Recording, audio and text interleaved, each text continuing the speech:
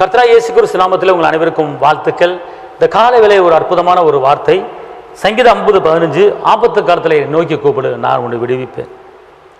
இன்னைக்கு ஒரு நல்ல வார்த்தை கர்த்தர் சொல்றாரு. இன்னைக்கு நான் உங்களை விடுவிக்க போறேன். இன்னைக்கு ஆபத்திலிருந்து உங்களை விடுவிக்க போறேன்.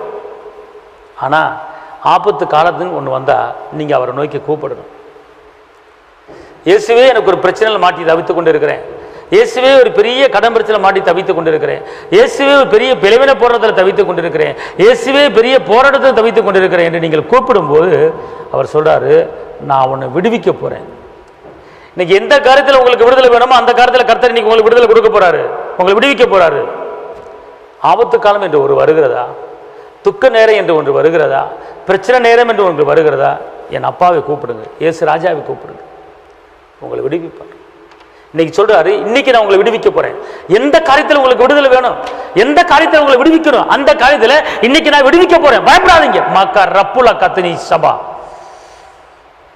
பலவித சோதனை, பலவித வேதனை, பலவித நிந்தை, பலவித அவமானம், தப்பி வைக்க முடியாமல் தவித்துக் கொண்டு இருக்கீங்களா? ஏசப்பா சொல்றாரு, மகளே என் நோக்கி கூப்பிடும் மகளே. பருதிமை பிறவி கொண்டு கூப்பிட்டான், சுகத்தை பெற்றுக்கொண்டான். அண்ணாலாமா கூப்பிட்டார்கள், கற்பத்துங்கனையை பெற்றுக்கொண்டார்கள். சொல்லுங்க பாப்போம்.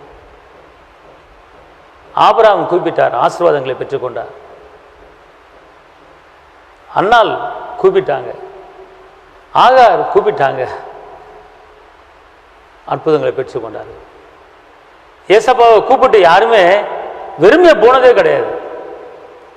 இயேசுகிட்ட வந்த எல்லாரும் வெற்றியும் விடுதலையும் சுகத்தையும் சந்தோஷத்தையும் சமாதானத்தையும் பெற்று சென்றாங்க. அதே போல இன்னைக்கு நீங்க உங்களுக்கு என்ன வேணும், எவ்வளவு பெரிய ஆபத்தாக இருந்தாலும் பரவாயில்ல, கவலைப்படாதீங்க. மழை போல பிரச்சனை இருந்தாலும் அந்த பிரச்சனையை பனி போல உருவாக்க போறாரு.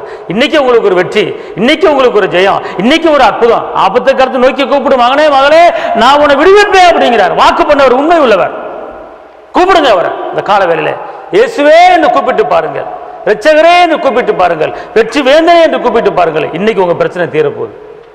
கூப்பிடுங்க.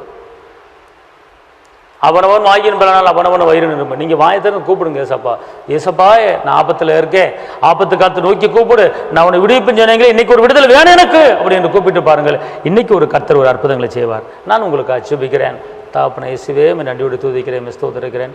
வெற்றி வேந்தனே துதிக்கிறேன், விடுதலையின் தேவனே துதிக்கிறேன், கரம் பிடித்தவரே துதிக்கிறேன், ஜீவனோட தேவனே துதிக்கிறேன். அப்போ அந்த வார்த்தை கேட்குற ஒவ்வொருவருக்கும் ஆபத்து காலத்தில் நோக்கி கூப்பிடு, நான் உன்னை விடுவிப்பேன்னு சொல்லியிருக்கேன். இன்றைக்கி ஒரு விடுதலையை கொடுத்து நீங்கள் உயர்த்துங்க, இன்றைக்கி ஜெயத்தை தாங்க. இயேசுவின் நாமத்தில் பிதாவே, ஆமென். கர்த்தர் உங்களை ஆசீர்வதிப்பார். தேவனுக்கு மகிமை. ஹல்லேலூயா.